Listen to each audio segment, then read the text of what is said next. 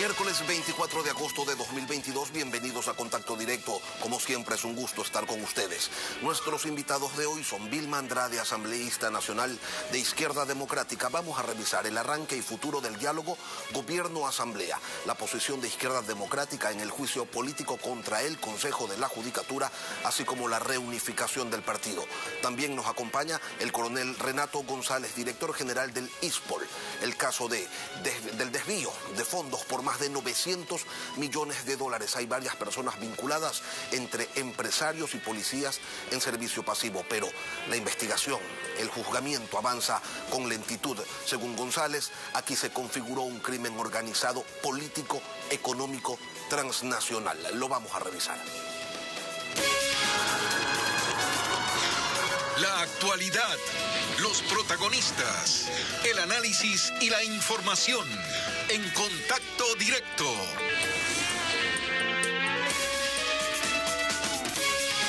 Hay cuestionamientos a la nueva terna que envió el presidente de la Corte Nacional de Justicia, Iván Saquicela, al Consejo de Participación Ciudadana para que escoja al vocal que debe presidir el Consejo de la Judicatura. El presidente de la Corte Nacional de Justicia, Iván Saquicela, remitió al Consejo de Participación Ciudadana una terna para que de allí se seleccione a quien debe ocupar la presidencia del Consejo Nacional de la Judicatura. La terna está integrada por Inés Maritza Romero Esteves, ex fiscal, ex asesora del Ministerio de Justicia en el 2014, jueza de la Corte Provincial de Pichincha. También está en la terna Marco Antonio Tello Rodríguez, quien laboró en la empresa municipal de agua de Cuenca. Fue asistente de fiscal entre 2010 y 2012 en Azuay y desde el 2014 es asesor de la Corte Nacional de Justicia. Completa la terna Fabiola Gallardo Ramia, ex fiscal, jueza y actual presidenta de la Corte Provincial de Justicia de Guayas. El asambleísta Fernando Villavicencio cuestiona dos de esos tres nombres. La una es altamente correísta, que protegió a José Serrano, me refiero a Maritza Romero, y la tercera, Fabiola Gallardo, pues favoreció con su fallo al narcotraficante Álvaro Pulido y a Alex Saab. La tarde de este martes, a través de un tuit, el presidente de la Corte Nacional de Justicia, Iván Saquicela, señaló: soy un ciudadano de derecho, defensor de la independencia judicial. La Constitución manda que el presidente de la Corte Nacional debe remitir la terna para presidente del Consejo de la Judicatura. Son 3 judiciales de carrera. No tendré reparo en corregir o retirarla si hay actos reñidos con la ley o la ética. ¿Hay futuro en los diálogos entre la Asamblea y el Gobierno? ¿Qué tan sencillo es pasar de la desconfianza y las ganas de mandarse mutuamente a la casa a la construcción conjunta de una hoja de ruta? A primera vista luce bastante complejo, pero dicen que hablando se entiende la gente y a veces también los políticos. Hoy nos acompaña Vilma Andrade, asambleísta nacional por la Izquierda Democrática, vicepresidenta de la Comisión de Desarrollo Económico. Buenos días, Vilma. Bienvenida a Contacto Directo. Muchas gracias, Lenin. Buenos días a usted y a toda la audiencia. Ayer se dio la primera reunión de esta novedosa intención por construir una agenda común entre el Ejecutivo y el Legislativo, pero el Gobierno envió a funcionarios de segundo nivel, y eso ¿cómo lo entienden? ¿Cómo lo asumen ustedes? Bueno, primero yo creo que de la Asamblea Nacional, de sus bancadas, es una demostración de madurez. Yo creo que el país exige y demanda en este momento que haya unos mínimos consensos para poder avanzar. Lo que hizo el gobierno, y nosotros realmente lo criticamos porque no es dable que un diálogo se lo puede establecer con funcionarios que no tienen poder de decisión política. En ese sentido yo creo que logramos pasar este primer escollo y pues se ha establecido que los técnicos de cada una de las bancadas trabajarán en este proyecto de ley de inversiones, que por ahora es el interés del gobierno, que se ha tratado en la Asamblea. Van a reunirse el día viernes, pero la agenda política, que es la que requiere el país, donde deben estar las grandes prioridades, como es en el caso de Izquierda Democrática, la seguridad social, tendrá que establecerse el día lunes en una reunión que sí está estará con el Ministerio de Gobierno, así nos han confirmado el coordinador de la bancada del Gobierno, para llevar adelante justamente una agenda en donde concebimos deben estar los temas neurálgicos, los que traen mayor controversia, pero los que en esa mesa tendrán que definirse. Y ahí, además de la seguridad social, hemos hablado del tema laboral, en el tema de producción, en el tema de la baja de las tasas de interés, que es también una iniciativa y un interés de los legisladores que son representantes de las diferentes bancadas. Temas todos sin duda importantes, pero ¿por qué la ciudadanía tendría que creer que los asambleístas y el gobierno, después de todo lo que ha pasado, bloqueos, posturas dispares, la ausencia de una mayoría consolidada, las amenazas de disolución de la Asamblea, la intención de destituir al presidente de la República, que después de todo esto, ¿por qué tendríamos que creer que podrían ustedes ponerse en algo de acuerdo? Mire, Lenin, yo creo que es obvio, yo también comparto estos criterios en su mayoría, porque es evidente que prácticamente nos hemos quedado, tanto la Asamblea como institución, empantanados en confrontaciones y en intereses, pero también el gobierno. Y en este momento creo que justamente para avanzar, por ejemplo, en el tratamiento de una ley de inversiones que ojalá provoque realmente el que vengan inversiones y por tanto generación de empleo, es necesario ya poner un alto. No podemos seguir así, ya no obtuvieron los votos necesarios como quisieron para la destitución del presidente. El presidente tampoco articuló la muerte cruzada. Entonces es el momento de llamar precisamente a este diálogo, y un diálogo constructivo con resultados, donde se pongan los temas sobre la mesa, Lenin, para que todos los ecuatorianos evidencien realmente quiénes son los que queremos o cuáles son las bancadas que queremos aportar al desarrollo del Ecuador. ¿Y qué es lo que se necesita para que eso pase, para que construyan, para que se encuentren, o aunque sea para que se tropiecen con el consenso? Porque esos intereses que usted identifica, Vilma, no han desaparecido, siguen ahí, de lado y lado. Sí, van a estar, y algo que tenemos que estar de acuerdo, tomando en consideración que la función legislativa es una función eminentemente política. Ahí está la representación política del Ecuador, con todas sus falencias, con todas también sus bondades,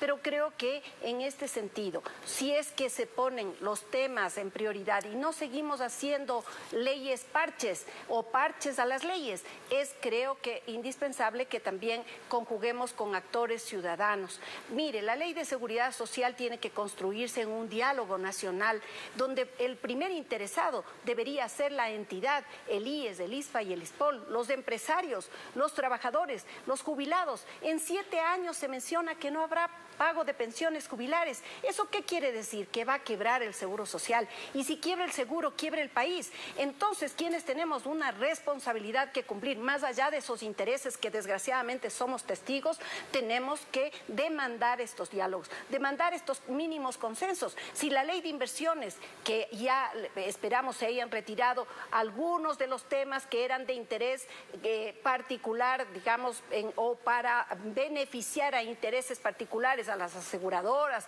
a tratar del manejo de la bolsa de valores. Si esos temas se han corregido, yo creo que podemos avanzar, y este podría ser la primera evidencia de que esta asamblea, y ahí están representados o estamos representando a las diferentes bancadas, y ustedes, los medios de comunicación y los ecuatorianos, podrán evidenciar si solamente se prestan para la foto o estamos ahí para construir este diálogo y estos consensos. Me va a permitir el escepticismo, Vilma, y que se fundamenta en que no existe una agenda país, sino propuestas que provienen desde distintos sectores, legítimos algunos de ellos, y que en más de una ocasión se contraponen incluso dentro de las propias bancadas legislativas.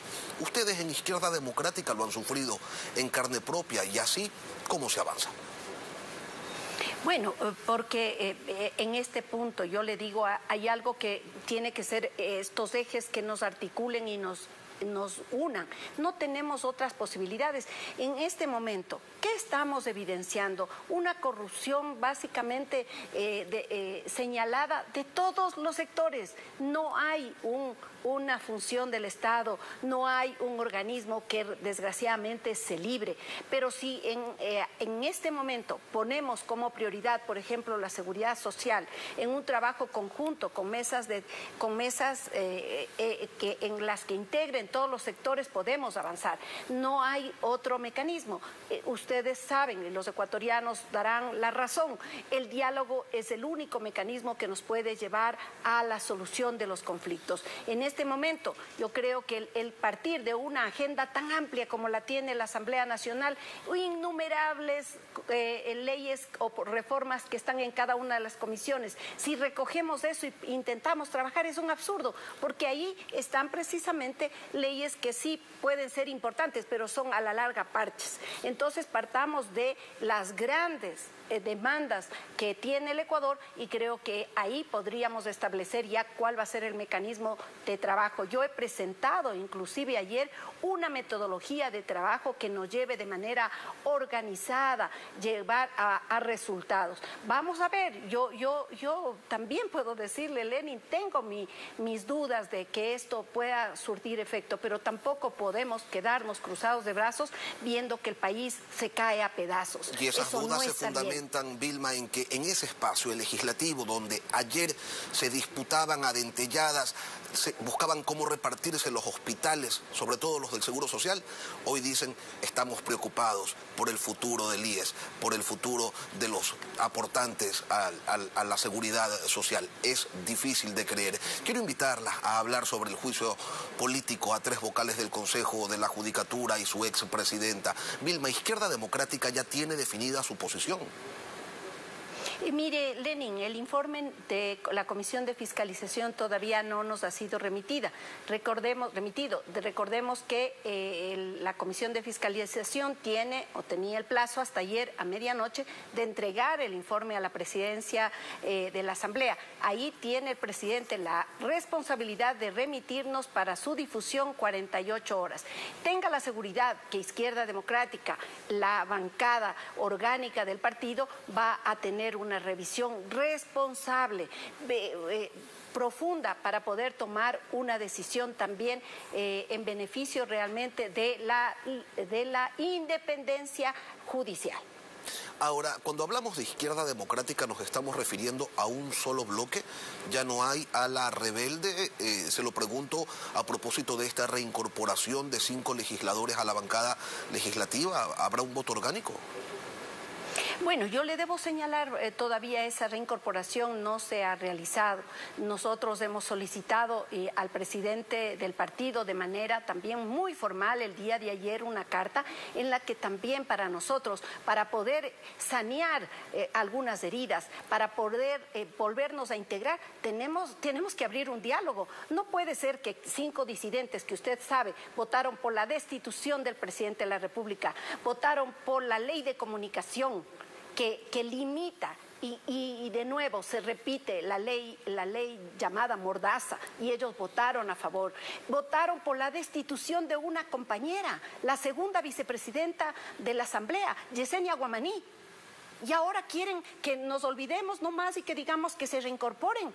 Aquí tiene que haber un proceso de diálogo y saber que si ahora se reincorporan, si van a tener una línea clara, contundente sobre los objetivos y principios que el partido tiene, porque el partido tiene que regirse por valores, no por intereses, no por lo que ahora mismo se ve un juego de intereses precisamente para tratar de salvar a un Consejo de la Judicatura o para defenestrarlo, haciendo de la ubicación de la Asamblea una disputa. En ese juego jamás va a estar quienes representamos y que tenemos una trayectoria limpia y que representamos los valores profundos de lo que es la socialdemocracia y lo que es la izquierda democrática, que ha sido heredera de valores éticos consagrados y están firmes en nuestro líder histórico Rodrigo Borja. Vilma, explíquenos, ¿cómo es esto que el presidente de la Corte Nacional de Justicia, Ivansa Quisela, estuvo haciendo lobby en la bancada de Izquierda Democrática? ¿De qué los quería convencer? A mí me parece que esos pronunciamientos son absolutamente absurdos. Nosotros por eso ayer hicimos también un comunicado de la bancada para que quienes están profiriendo ese tipo de calumnias, ese tipo de acciones, pues las demuestren. Aquí no puede venirse a señalar, a botar lodo con ventilador. Aquí tiene que señalarse precisamente, y en el caso del doctor Ivanza Quisela, que el país lo conoce, que ha tenido la firmeza de sentenciar a Correa, a Alexis Mera, a Glass. ¿Qué más pruebas de una persona eminentemente seria y que le ha dado al país esa contundencia de ser un juez honesto y recto? No podemos de ninguna manera sino rechazar ese tipo de insinuaciones que son malévolas. Eso lo ha dicho Dalton Bacigalupo, compañero suyo de Izquierda Democrática. Sí, por eso lo hemos señalado ayer en la bancada, que ni él ni ningún otro asambleísta es vocero. Para eso nosotros tenemos un coordinador de la bancada y para eso tenemos realmente una bancada que viene trabajando en unidad. No podemos permitir que con estos cuestionamientos, porque hay otros intereses, usted sabe que nada está oculto entre el cielo y la tierra, y ya se develarán cuáles son esos intereses. Nosotros defendemos, le reitero, al país, valores y principios, y en esos valores y principios estará pues la decisión de Izquierda Democrática. Vilma Andrade, asambleísta nacional de Izquierda Democrática, gracias por acompañarnos hoy aquí en Contacto Directo.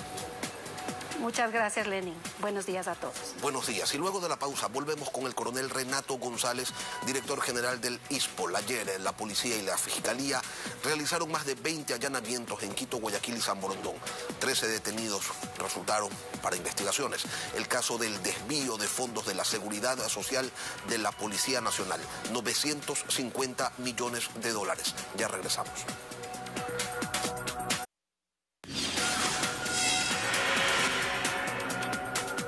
Ayer la Fiscalía realizó allanamientos y detenciones dentro de el robo de 950 millones de dólares que a través de supuestas inversiones desaparecieron de las cuentas del Instituto de Seguridad Social de la Policía Nacional.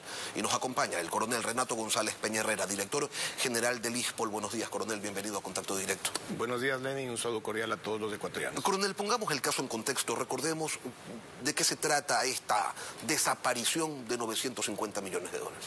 De un megatraco de 950 millones de dólares del capital del ISPOL, que se los sustrajeron, era casi 1.500 millones de dólares, y el 60% fue realizado en estas operaciones irregulares, que tienen 7 segmentos. Una mal llamada operación swap por 327 millones, los bonos con pacto de recompra por 216 millones de dólares, la supuesta adquisición de bonos puros por 162 millones de dólares, y luego 4 segmentos menores, los fideicomisos, que realmente eran préstamos disfrazados de inversiones por 70 millones de dólares aproximadamente, la compra de facturas comerciales y de obligaciones de las empresas, es decir, de deuda de las empresas, cada uno de estos montos por 47 millones de dólares, y finalmente 3 terrenos improductivos, los denominados Mapreco, Anchamaza y Ambienza, que suman esta cifra cercana a los 950 millones de dólares. Muchos se preguntan cómo es que no se dieron cuenta, pero no es que no se dieron cuenta, sino es que estaban coludidos con ex oficiales de la Policía Nacional. No solamente con oficiales de servicio pasivo en este momento, sino quienes en ese momento realizaban las funciones de directores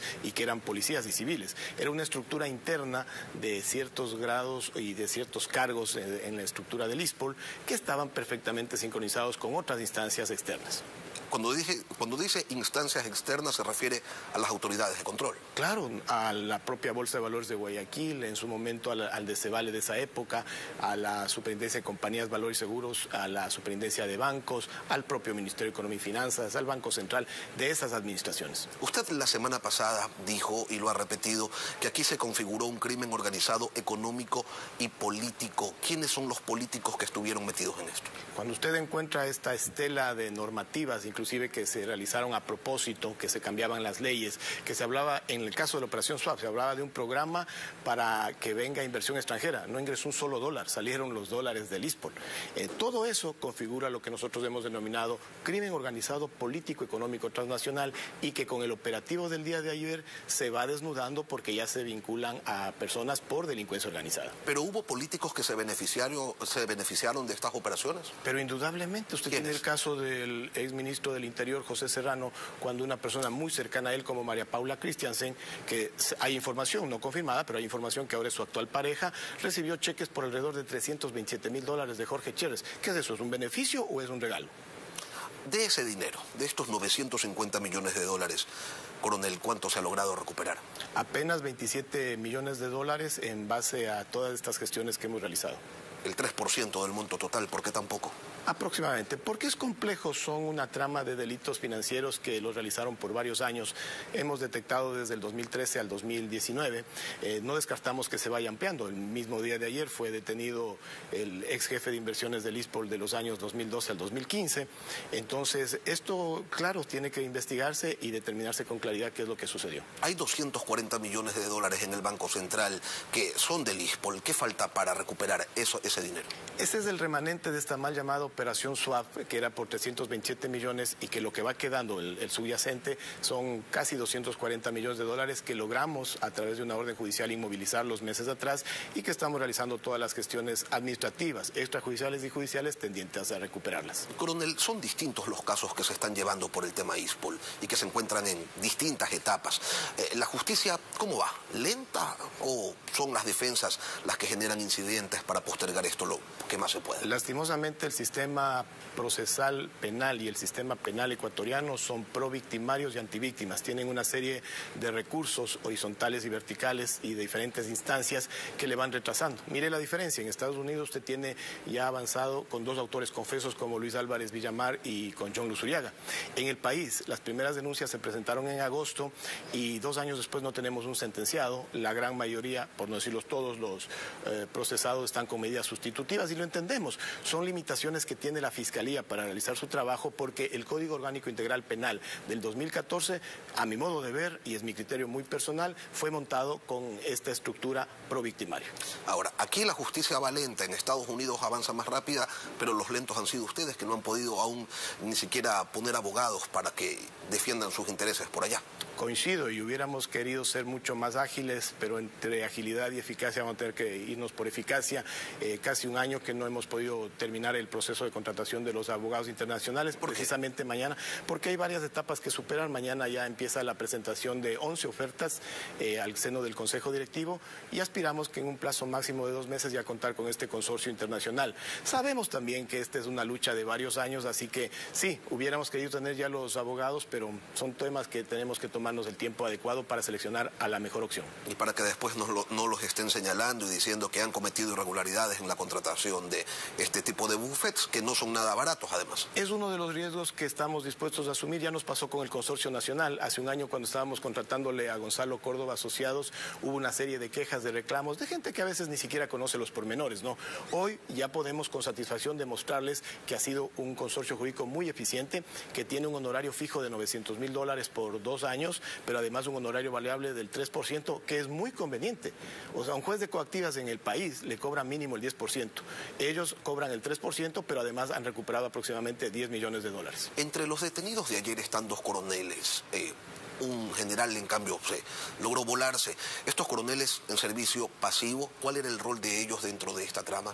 Lo que tanto se ha reclamado en varias instancias institucionales, la responsabilidad o la posible responsabilidad de ex integrantes del Consejo Directivo. Eso tendrá que determinar Fiscalía a través de las investigaciones, pero como ustedes pueden notar, uno de los reclamos más generalizados era que ¿por qué no se investiga delincuencia organizada? Se estaba investigando delincuencia organizada, pero estaba en una etapa preprocesal que es reservada. Ayer ya se hizo pública y estamos en una etapa procesal. Se abrió la instrucción fiscal por 90 días.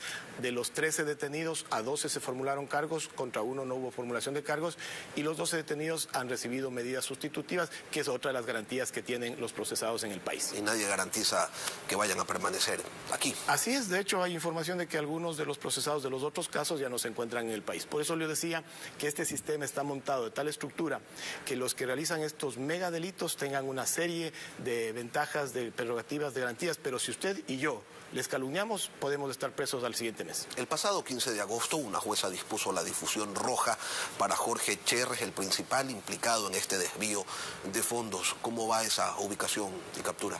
Ayer, en la reinstalación de la audiencia de evaluación y preparatorio de juicio, en el caso de Cevale, la defensa técnica de Cherres hizo notar a la judicatura que había un error en su número de cédula. Esto, entiendo, va a ser corregido en el transcurso de estas horas y se remitirá la solicitud a la Policía Internacional Interpol. De ahí entra a un proceso interno de esta Organización Internacional de Policía que evalúa y se emite la difusión a alrededor de 190 países. ¿Qué pasa, coronel, si no se logra recuperar estos fondos, la totalidad de los fondos, los 950 millones de dólares? ¿Qué ocurrirá con esos 80.000 policías en servicio activo y pasivo que forman parte de ISPOL?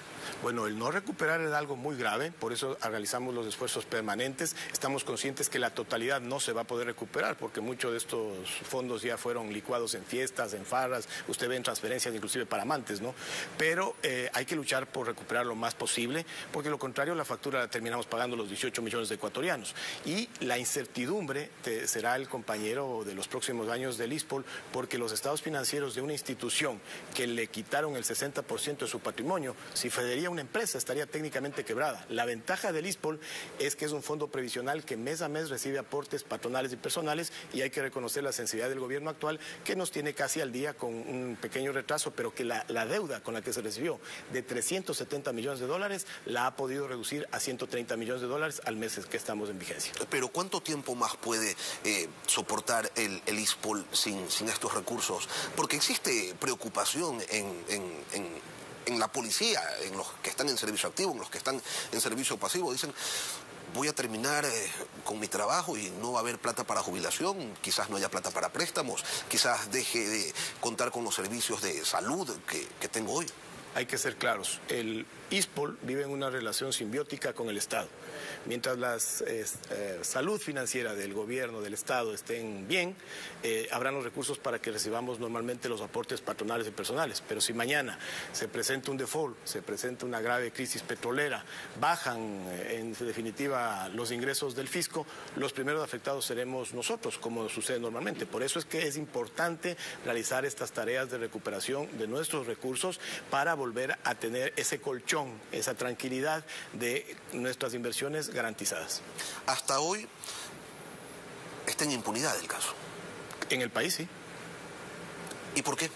Por esto que le explico, por esta serie de pero trabas. ¿usted cree que hay algún tipo de protección política a los implicados en esta trama? Indudablemente, ¿no ve que le estoy hablando de crimen organizado político, económico, transnacional? Y el crimen organizado nunca viene de frente, viene clandestino, tiene nexos en casi todas las instituciones, por no decir en todas, pero actúan de manera superflua, ¿no es cierto? Entonces, pero el gobierno en el que se cometieron estos delitos ya no está, y se supone que el país ha sido descorreizado. ¿Y quién le garantiza a usted que los nexos no están vigentes? ¿Quiénes nombraban a los jueces? ¿Quiénes nombraban en su momento a ciertos fiscales? Entonces es muy ilusorio el pensar de que termina una administración e inmediatamente empieza otra completamente distinta. Hasta el día de hoy están protegidos entonces. Estoy seguro, no tengo las pruebas, no le puedo enseñar facturas porque esto no sucede así, pero ahí están los hechos. No tiene pruebas, pero tampoco tiene dudas. Renato González, director general del ISPOL, gracias por acompañarnos, coronel, aquí en Contacto Directo. Un gusto siempre. Una pausa y volvemos.